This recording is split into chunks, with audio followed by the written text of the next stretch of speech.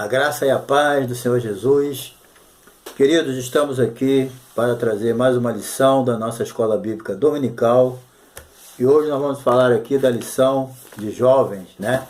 Hoje nós vamos ensinar a lição de número 2, a ação de graça pela Igreja de Corinto. Nós vamos ver aqui uma lição muito importante. Nós estamos estudando hoje, nesse trimestre, nós estamos estudando aí sobre a Igreja de Corinto, uma igreja que estava localizada na cidade de Corinto, né? E os coríntios estavam aí dando um pouquinho de trabalho ao apóstolo Paulo. Então nós vamos aprender algo de muita importância, né? Estamos aí subindo a escada. Tivemos já a primeira lição, agora a segunda, e cada lição nós vamos se aprofundando mais nessa epístola maravilhosa, porque ela nos traz ricos ensinamentos para nós, né, na igreja contemporânea. Então nós vamos aprender muito, né, em nome de Jesus. Bem, o título da lição é lição 2, de jovem, a ação de graça pela Igreja de Corinto. O nosso texto bíblico está em 1 Coríntios, capítulo 3, versículo de 1 a 3, capítulo 6, versículo de 16 a 20. Também eu quero te fazer um pedido, né?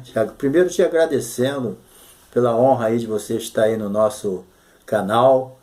Deus te abençoe, obrigado aí. Agora eu só precisaria da sua inscrição, mas se você já se inscreveu, né? Dê o seu like, deixe o seu comentário e dá um toquinho aí no sininho para você sempre estar recebendo, né, notificações de novos vídeos que nós temos colocado. E também, né, quando nós temos muitos vídeos no nosso canal, não só de escola dominical, mas muitos vídeos de estudos bíblicos muito bons e com certeza você vai gostar. É só você que já está no meu canal, você dá um toquinho no meu nome ou se não no meu retrato, aí vai abrir o canal todo lá e quando esgotar que você for subindo, você dá um toque em cima, né, em vídeos, aí abre tudo, aí você vê quantos vídeos você quiser, tu pode escolher. Deve ter uns 300 e mais alguma coisa, tá bom? Então, Deus te abençoe e vamos para a nossa lição. Bem, a introdução, título, vou repetir, ação de graça pela Igreja de Corinto. A nossa introdução, o apóstolo Paulo aqui, ao iniciar essa carta, ele faz a saudação inicial com sabedoria, né? Por quê? A igreja estava precisando de uma repreensão, né? Mas ele começa agradecendo, né, de forma fraternal, agradecendo a Deus pela vida dos coríntios, né? Ele podia estar insatisfeito, lógico, com os problemas que estavam acontecendo, quem que ia ficar feliz, né? Tinha alguns comportamentos ali dentro daquela igreja que entristecia ele, né? Não deixava ele feliz. Mas ele era um homem sábio, né?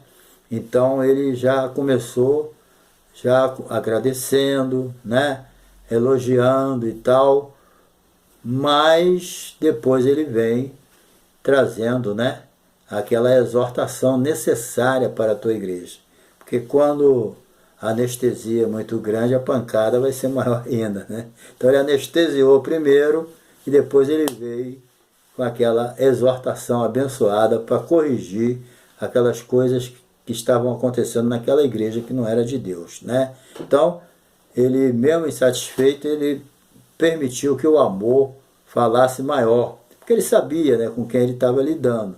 Então, não que ele estivesse aceitando coisas erradas, mas ele, né, soube como resolver a situação, né? Então é assim, porque antes de tratar do problema, o que ele fez? Ele fala das características da igreja, a abundância dos dons, né? Ele primeiro dá aquela exaltada, bota lá em cima, depois agora ele vai explicar a situação que precisa ser corrigida.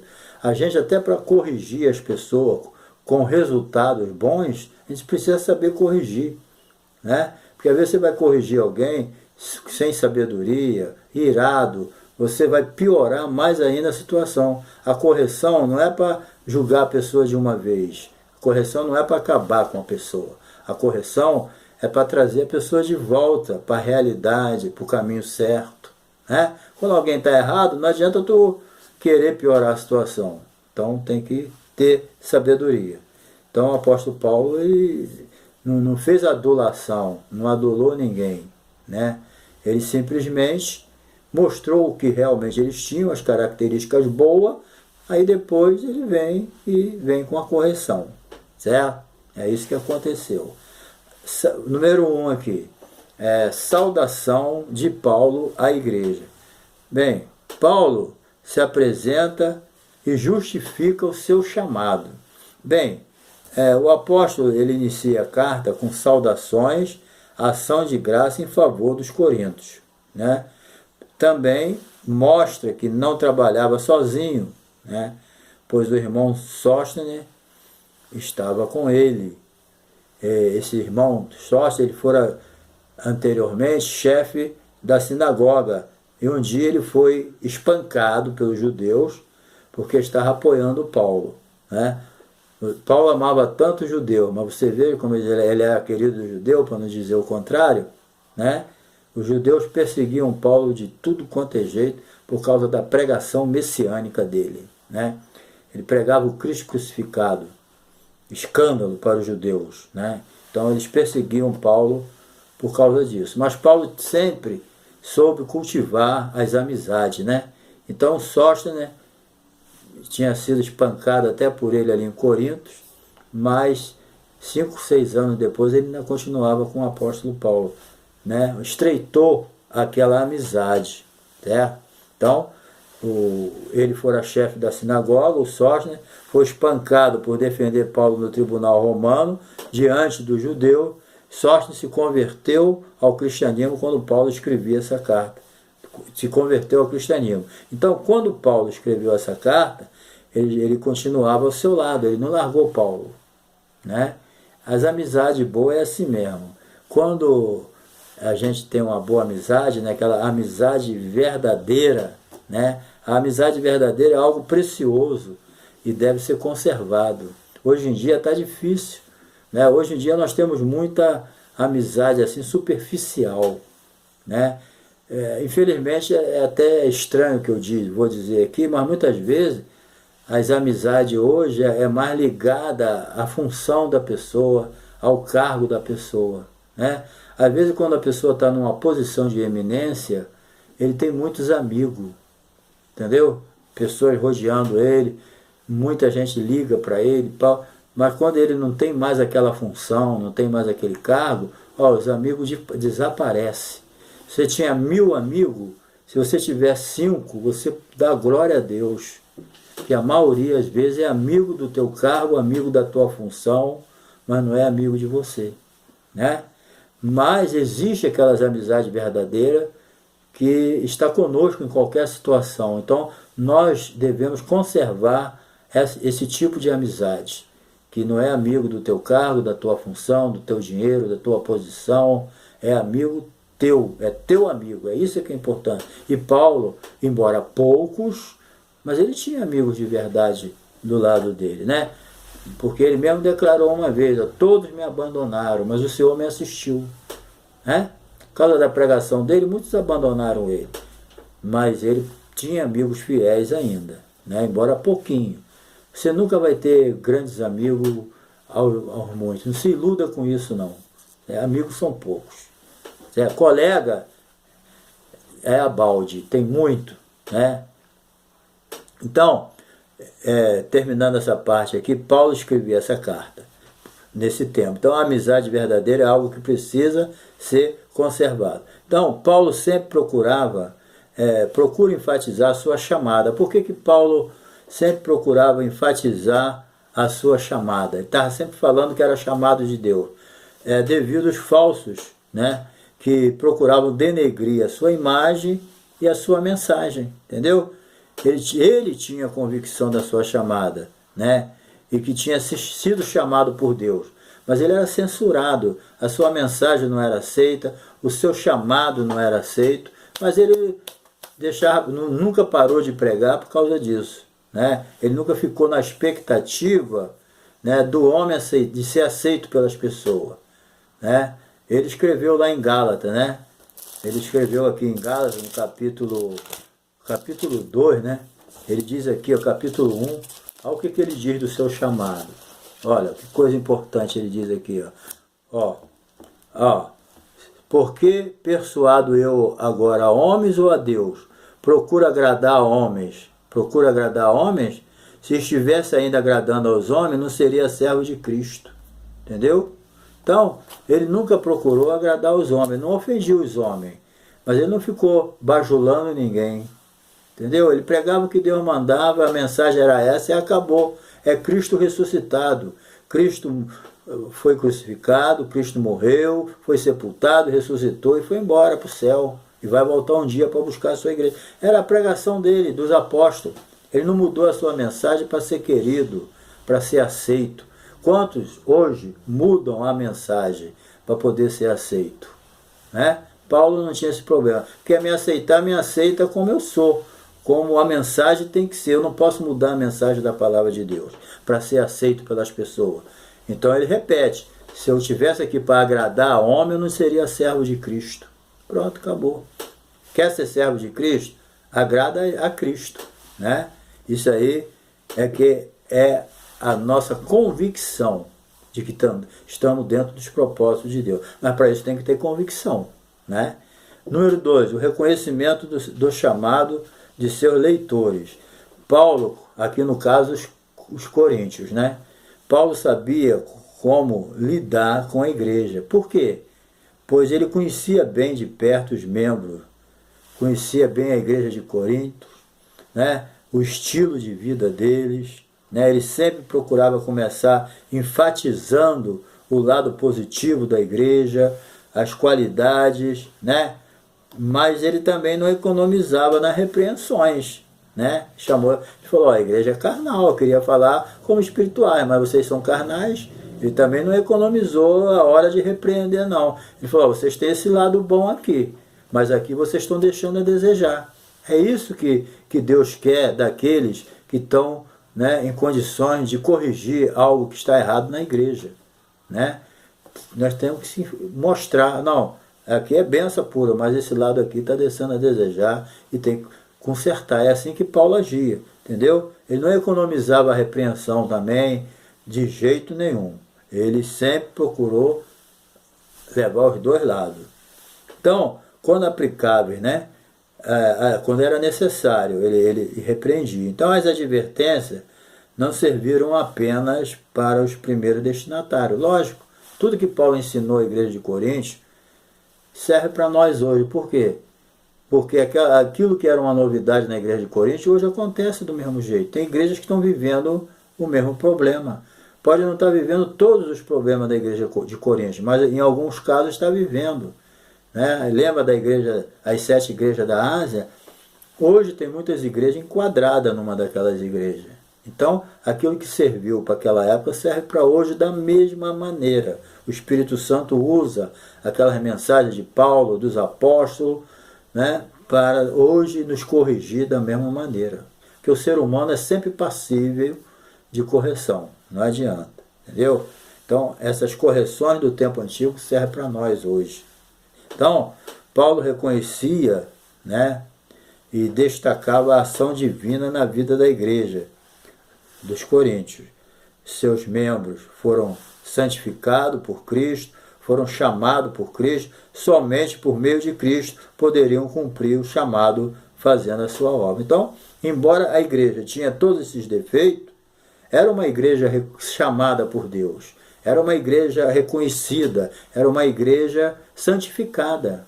Paulo falou aos santos que estão em Corinto, né, cheios de defeito. Ao olhar com os olhos da carne, você não daria nada por aquela igreja. Mas era uma igreja em crescimento, era uma igreja ainda se libertando. Né? A pessoa aceita Jesus hoje, é salvo, mas a libertação ela não vem às vezes, né? Cada caso é um caso, cada uma pessoa é diferente da outra. Mas nem todo mundo que aceita Jesus vai se transformar logo. Demora, a libertação, o cara é salvo, mas a libertação, né, de ir deixando o pecado, tem coisa que demora um pouco, né? Alguns hábitos, eles não desaparecem assim, ó. Não. Entendeu? Então, a gente também tem que ter paciência com os novos convertidos, né? muita paciência para poder, até eles poder andar por si próprio, entendeu? E Paulo tinha essa paciência com a igreja de Coríntio, porque ele queria ver aquele povo seguro, servindo a Deus. Cumpriu o chamado de Deus, né? Deus chama as coisas que não são como se já fosse, entendeu? Quando Deus falou por pai para Abraão assim, por pai de muitas nações te constituí. Abraão nem filho tinha ainda, quando Deus falou isso para ele, né? Mas Deus chama as coisas que não são como se já fosse, porque Deus é onisciente. Número 3 aqui, da parte 1. Saudação fraternal de Paulo. Paulo, ele deseja, né, que a igreja a graça e a paz da parte de Deus e do Senhor, né? A graça aqui, ela não era uma simples palavra, nós vamos ver, isso aqui é importante, né? A palavra de saudação simplesmente, né? Graça e paz, a gente fala isso aí comumente, né? De uma forma comum, sem pensar no significado profundo que essa palavra tem, né? A gente não imagina isso, nós não damos isso para as pessoas, nós falamos simplesmente a palavra sem entender muito bem o seu significado, como um bom dia, uma boa tarde, não está nem desejando bom dia a ninguém, mas dá bom dia por educação, né? Bom dia, né? Mas essa palavra graça, ela tinha um significado, tem, né? Naquela cultura principalmente, né? Ela tinha um significado muito importante. Ela mostra a livre dádiva de Deus em Cristo. Paulo sabia, né, os efeitos dessa graça diante das injustiças e sofrimentos, por amor a Cristo e ao Evangelho. Então, no momento de aflição, né, o apóstolo Paulo estava muito aflito e orou para Deus tirar um espinho da carne dele, e Jesus disse que não tirou, não ouviu, ele orou 3 vezes e Deus não tirou, mas Jesus falou uma coisa para ele: Paulo, a minha graça te basta, o meu poder se aperfeiçoa na sua fraqueza. Então a graça de Deus ali tinha um significado profundo da presença de Deus. É isso que é importante, entendeu? É isso que significa graça, esse favor imerecido, esse favor que cobre todos os nossos pecados, as nossas injustiças, que nos dá tempo da gente se arrepender, mudar de vida, mudar o comportamento, né? Essa graça que se manifesta na nossa vida vem da parte de Deus, nos dando tempo para um arrependimento, uma mudança de vida, entendeu? Então a graça, ela tem um significado profundo, e principalmente naquela época que eles conheciam muito melhor do que nós a força dessa palavra, entendeu? Não é à toa que Deus falou para Paulo: a minha graça te basta, né?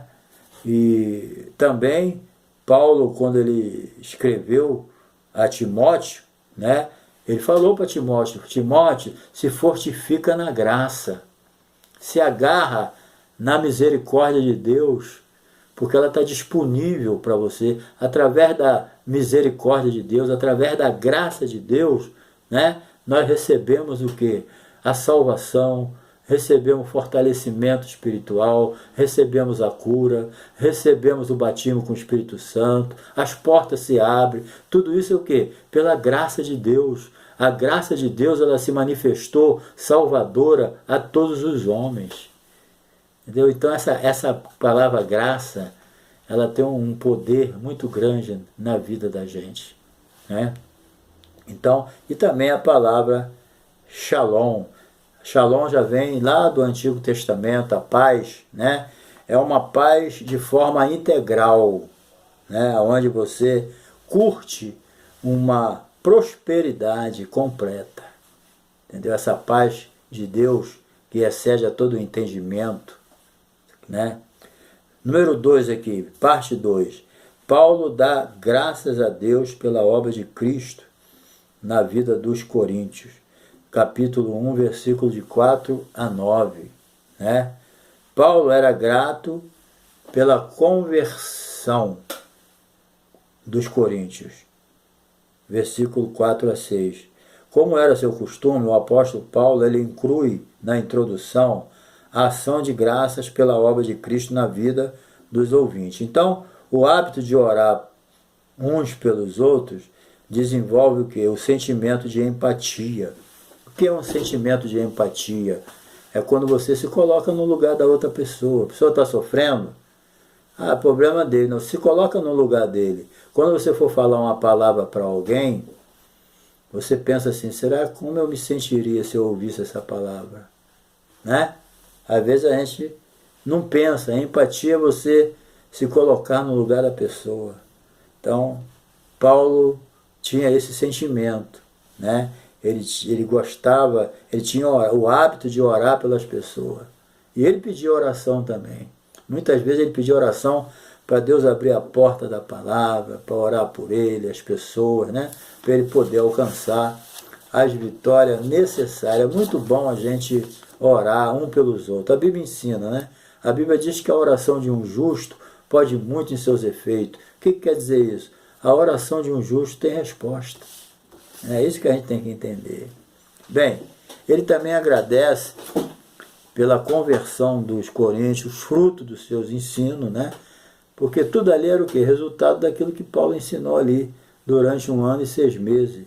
Que ele esteve ali, a convivência de 18 meses ali, né? Trouxe a Paulo um conhecimento sobre ele, um amor. Porque Paulo amava aquela igreja. É uma igreja que nunca deu nada para ele. Entendeu? Ele mesmo falou, se dependesse da igreja de Corinto, ele morria de fome. Ele teve que depender de outras igrejas para poder se manter ali na igreja de Corinto. Ele mesmo escreveu isso, né? Então, mas ele amava aquele povo. Ele conhecia ali aquelas fraquezas, mas ele amava. É como um pai amando um filho rebelde, né?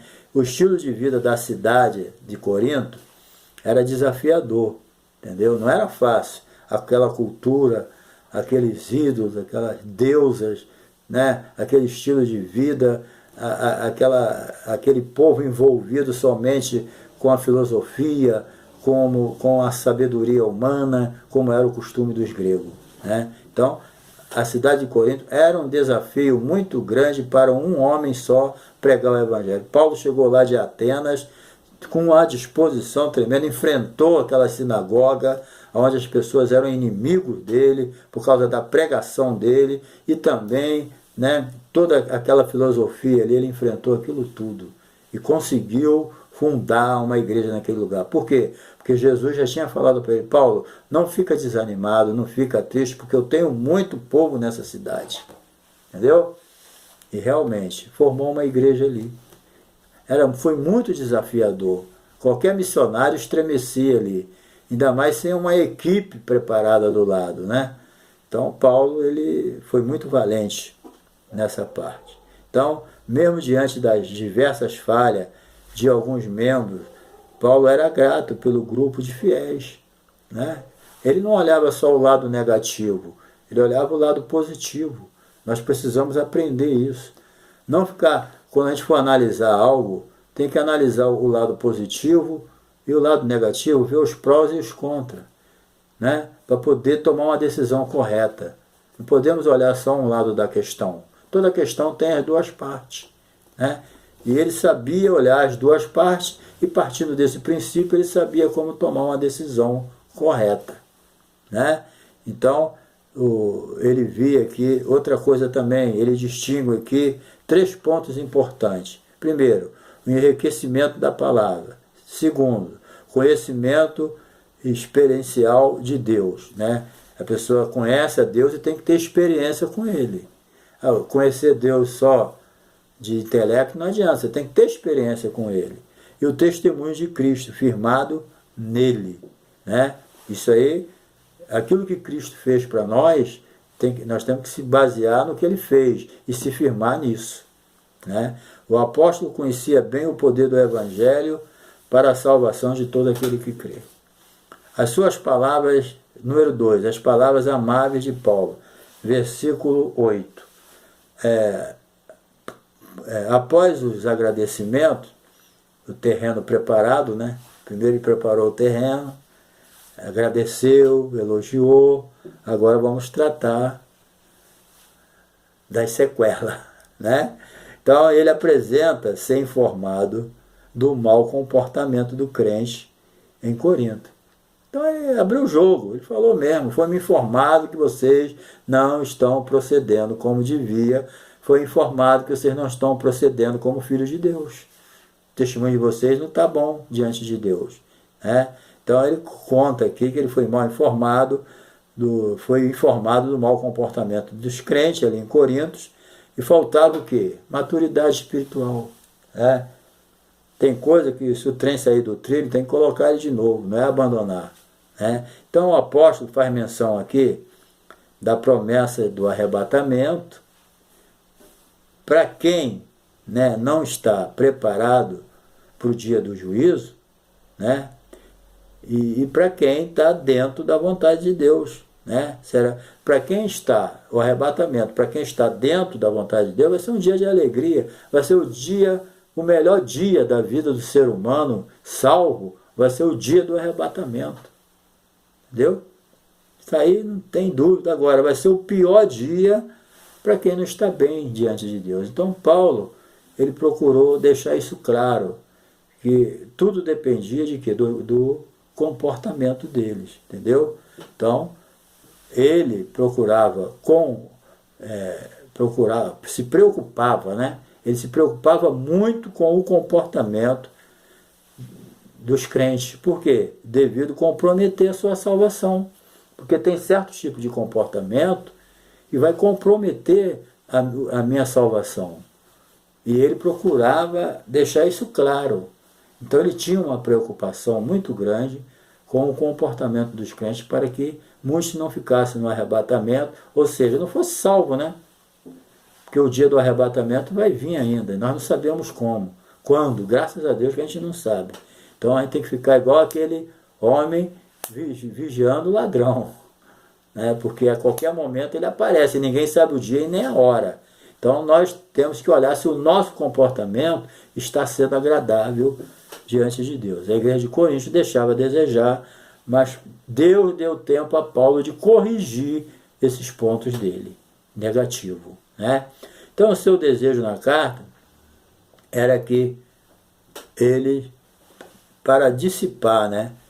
O desejo dele era dissipar esses conflitos e o comportamento que não combinava com a vida de cristão. A verdade é essa. Entendeu? Ele estava lutando para isso. Número 3, a expectativa de Paulo estava alicerçado na fidelidade de Deus. Paulo deixa claro que Deus, que os presenteou com a salvação em Cristo Jesus, era fiel para guardá-los até o fim da sua vida na igreja, certo? Então, tudo isso na igreja de Corinto existiam, mas Deus estava dando tempo deles se corrigirem, certo? Então muitas práticas que não agradam a Deus, né, estavam acontecendo e existindo na igreja de Corinto, certo? Mas Paulo nunca desistiu deles. Paulo sabia, ele foi bem informado, está acontecendo isso, isso e isso, e nós vamos ver no decorrer da epístola, das nossas lições. Mas Paulo, mesmo sabendo desses problemas, Paulo não desistiu dele. Deixa esse povo para lá, ele não quer nada com Deus. Não, ele não pensou assim. Ele sempre viu uma possibilidade de mudança na vida das pessoas através da correção, através da palavra de Deus, pela palavra de Deus, né? Então, por mais falha que o ser humano tenha, né, Deus está sempre disposto a dar uma chance. Deus nunca desiste de ninguém. As pessoas é que desistem de Deus. Depois que alguém desiste de Deus para sempre, aí não tem como, Deus vai deixar para lá. Deus não diz na palavra, lá não disse para Asa, enquanto vocês estiverem comigo, eu estou com vocês. O dia que vocês me largar, eu largo vocês, né? Então, Deus está sempre lutando. As pessoas que desistem de Deus, mas Deus não desiste de ninguém não, certo? Então, desde que Deus está sempre disposto a perdoar, desde que a pessoa se arrependa dos seus pecados, abandone ele, Deus está de braços abertos. Por isso que Jesus já morreu de braços abertos. Então vamos para o final aqui, parte 3. Uma igreja marcada pelos dons, dons espirituais. Paulo lembra que nenhum dom faltava naquela igreja de Corinto, né? Ele está ensinando, ensinou como usá-los, né? Não adianta ter muitos dons igual a igreja de Corinto e não saber usar, usando dons para se promover, não é? O dom é para servir a igreja e glorificar a Deus. Então as promessas de Deus se cumpriram através da pregação. A fé vem pelo ouvir e ouvir a palavra de Deus. Então a igreja tinha todos os dons. Alguém pode perguntar, como pode Deus conceder tantos dons a uma igreja carnal, com muitos problemas imorais, né? Então tudo que Deus nos concede, inclusive os dons, são favores imerecidos pela misericórdia. Então Deus deu dom àquela igreja. Agora, tudo que Deus te dá, você é responsável. Entendeu? Nós somos responsáveis por administrar o dom que Deus nos deu. E Deus vai cobrar a forma como nós administramos. Se você administra mal, relaxadamente, aquilo que Deus te deu, você vai dar conta. Entendeu? Porque tudo que Deus te deu é para você tratar com amor, cuidar com carinho, com respeito e usar de acordo com a palavra de Deus. Entendeu? Deus não dá nada a gente para a gente usar de forma relaxada, não dá valor. Então tem gente que recebeu realmente, crente, que foi muito abençoado, recebeu os dons espirituais, recebeu o talento, mas ele enterra o talento, usa o dom para sua própria glória, ele não glorifica a Deus, não serve a Deus com aquilo, ele usa aquele dom até para tirar partido daquilo, se considerar superior. Então isso aí é uma forma errada que não vai agradar a Deus e depois vai dar conta. É o cuidado que a gente tem que ter, entendeu? Porque o Espírito Santo, ele deu o dom para a gente usar de acordo com a palavra de Deus, entendeu? Então o dom espirituais, eles são importantes na nossa vida. É importante para a igreja, mas a nossa transformação, ela é evidenciada pelo Espírito Santo. Não quer dizer porque eu tenho os dons espirituais que eu sou mais santo do que alguém. Isso aí não existe. O que evidencia a minha santificação, a minha comunhão com Deus, é o fruto do Espírito. Dons espirituais é importante para servir a igreja na batalha espiritual, mas ele não é sinal de que você é santo. Entendeu? Santo todos são, mas no sentido de ser melhor do que o outro. Isso aí não existe. Nem superioridade. Para encerrar aqui, os dons são capacitações para o serviço. Os dons devem ser usados com base no amor. O apóstolo aconselhava nas suas cartas fazer uso dos dons com humildade, entendeu? Nunca para ser para sua projeção pessoal. Não usa o dom que Deus te deu para se projetar, não. Quanto mais dons tu tiver, mais humilde seja. Quem te exalta é Deus. Tá? Deus gratuitamente deu, né, diversos dons para serem compartilhados na igreja. Para quê? Trazendo benefício. Quando complementados entre si. Paulo adverte que os dons devem ser usufruídos para o bem comum, depois de agradecer pelos dons. Certo? Então, os dons são para o bem comum. É isso. Entendeu? Então, que Deus te abençoe, que você possa usar esses dons, esses talentos com Deus. Não deixe eles enterrados, não deixe de usar o que Deus te deu, mas use ele com respeito, com reverência, com carinho e aproveite o que Deus te deu, porque tudo é para a honra e glória do Senhor, tá bom? Deus te abençoe e não se esqueça de dar o seu like aí, se inscrever, deixar aí o seu comentário, dar o toquinho no sininho para receber novos vídeos, tá bom? As notificações dos novos vídeos. Que Deus te abençoe. Tamo junto na terceira lição.